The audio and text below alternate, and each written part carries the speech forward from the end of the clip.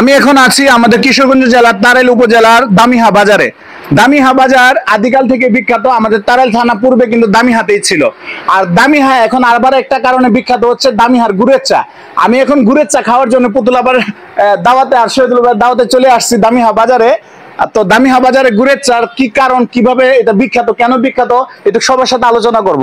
আপা আগে চা খেয়েছেন দামিহার? হ্যাঁ হ্যাঁ, আমি খেয়েছি বলে তো আপনাদেরকে নিয়ে আসছি, 100% গ্যারান্টি। খুব সুস্বাদু না? শহীদুল ভাই কি বলেন? আমি ভাই গুড়ের চা খাই নাই। গুড়ের চা খান নাই? কেন খান নাই? আসছেন বিলে গল্প করছেন? আমি জানি না এনে যে গুড়ের চা আজকে খাওয়ার পর আসতে হবে দ্বিতীয়বার। ইনশাআল্লাহ, সমস্যা নাই। শহীদুল ভাই বলছে আগে যে এখানে চা নাকি ভালো হয়, তো উনি শুনছে। তো আমি এবার দোকানদারের সাথে একটু কথা বলার চেষ্টা করছি। আপনার চা তো অনেক বিখ্যাত আমাদের এলাকা এবং জালালপুরও আপনার নাম শুনলাম। হ্যাঁ, আসলে ঘটনা কি একটু বলবেন দয়া করে? ঘটনাই লগে মনে করেন ইনশাল্লাহ আপনার দোয়া একটু গুণাগুণটা ভালো, এই কারণে বিভিন্ন এলাকা থেকে লুকাইয়ে বহুত লুকাইয়ে মনে করেন রাইতে 2টা পর্যন্ত অনেক দূর দূরাইতো লুকাইয়ে। কয়টা থেকে কয়টা পর্যন্ত খোলা থাকে? মনে করেন 6টা থেকে রাইতে 2টা 2:30 পর্যন্ত খোলা। 6টা থেকে? জি। আর রাইতে 2:30 পর্যন্ত খোলা থাকে। আপনি এই দোকানের মালিক না? জি আলহামদুলিল্লাহ। নামটা? দিন ইসলাম। দিন ইসলাম ভাইয়ের চা দোকান। ওই যে ওখানে অনেকগুলো পোস্টার করা আছে। জি হ্যাঁ, ধন্যবাদ আপনাকে। আমাদের জন্য চা তৈরি করেন, আমরা খাই দেখি কি অবস্থা। হ্যাঁ, আমরা কিছু এই চা অর্ডার করেছি, খাবো। বুঝিয়ে থাকো। হ্যাঁ, খাবো ইনশাল্লাহ। দেখি কি অবস্থা আমাদের এই চার দোকানের। ধন্যবাদ সবাইকে। আচ্ছা, যাই হোক, এই ঘর পুরোটাই নাকি ভরা থাকে। এখানে দিন ইসলাম ভাই, অনেক নেতাকর্মী, হ্যাঁ শাহিন ভাই থেকে শুরু করে অনেকের সাথে ছবি আছে ওনার। তো সব মিলিয়ে আলহামদুলিল্লাহ এই দোকান নাকি পুরোটা ভরা থাকে, বাইরেও ভরা থাকে। তো আমরা ইনশাল্লাহ আরেকদিন বিকালে আসবো। আজকে শুটটা এটা নিচ্ছি, ইনশাল্লাহ আরেকদিন বিকালে আসবো।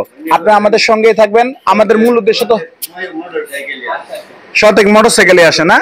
যাক আলহামদুলিল্লাহ, ওনার চার নাম আমরা যেহেতু শুনেছি, খেয়ে আপনাদেরকে রিভিউ করছি যে কেমন হয়। ধন্যবাদ সবাইকে। এই যে আমরা এই চার কথাই বলছিলাম, এটা গুড় এবং দইয়ের মালাই দিয়ে তৈরি, মানে দুধের মালাই দিয়ে তৈরি। হ্যাঁ, ভরপুর একটা সুস্বাদু হবে আমরা বুঝতে পেরেছি। এখন খেয়ে আপনাদেরকে রিভিউ দিচ্ছি। আলহামদুলিল্লাহ, দারুণ একটা চা। আপনাদেরকে দাওয়াত দিলাম, দামিহা এসে খেয়ে যাবেন। দামিহা এসে খেয়ে যাবেন, আপনাদেরকে দাওয়াত দিলাম। একটা সতর্কবাণী আছে, চাটা কিন্তু প্রচুর গরম, একটু আগুন দিয়ে রানছে তো ভাই, চাটা একটু গরমই থাকে, সমস্যা নেই। গরমটা একটু, তবে যারা চা কোন আমার মতো প্রতিদিন 20-30 কাপ খান, তাদের কাছে ব্যাপার না। পুতুল আবার সারাদিন একটা খাই খাইলে মুখ পুড়তেই পারে, সমস্যা নেই। তারপরে কইবো যে সতর্ক করলো না, এই আর কি। চা খাইলে মুখ পুড়বে, এটাই তো স্বাভাবিক। চার একটা গল্প আছে, ওই ঘুনায় দি। তখন আমরা যাওয়ার হারুন চাচার দোকানে চা বিক্রি করতো, আর এলাকার মানুষ আর লিগার খাই যেত, ওই কি করা লিগার খাইছি। তখন ওই যে ওই অঞ্চলের মানুষ আর কি, নানাবাড়ি অঞ্চলের মানুষ চা অ্যাভেলেবেল খায় না। তখন কয়, হারুন ভাই আমার একটা কড়া করে লিগার দিয়ে চা দাও। মানুষে কড়া লিগারে চা খায়, আমি একটা খা দিই কেমন লাগে। তখন কড়া লিগারে যখন চা দিছে, চা তো মুখে দিয়ে এবার মুখ পুড়েছে।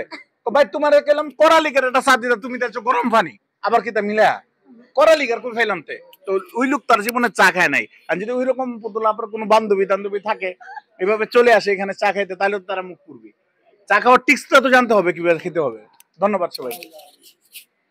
আপনি তো এখানে দিন ইসলাম ভাইয়ের দোকানে আগেও চা খেয়েছেন। জি, আগে চার রিভিউটা একটু আমাদেরকে জানান যে আসলে কেমন হয়। আসলে চা আমি কিন্তু খাচ্ছি, অনেক ভালো চা হয়, আর বিভিন্ন জায়গায় চা খেয়েছি, কিন্তু ওইখানে চা অনেক ভালো। কিন্তু আজকে এখনো মুখে দেই নাই। গতকালকে চা খাইতে গিয়ে হয়তো একটু জিভে লাগিয়ে গেছিল, গরমটা টুটে লাগিয়ে গেছে, চামড়া উঠে গেছিল। আজকে হয়তো আমি সাবধান, আমি এভাবে খাবো না। তবে আজকে চা কেমন হয় জানি না, হয়তো ভালো হবে। এই আর আমি তার থেকে আসছি শুধু চা খাওয়ার জন্য আসছি, উদ্দেশ্য করি। আপনারাও ভালো থাকেন, সবাই আসেন, আসে ওখানে চা খান। হ্যাঁ, ভালো লাগবে ইনশাল্লাহ। সালাম আলাইকুম। দারুণ একটা চা, না খাইলে মিস করবেন। ধন্যবাদ সবাই।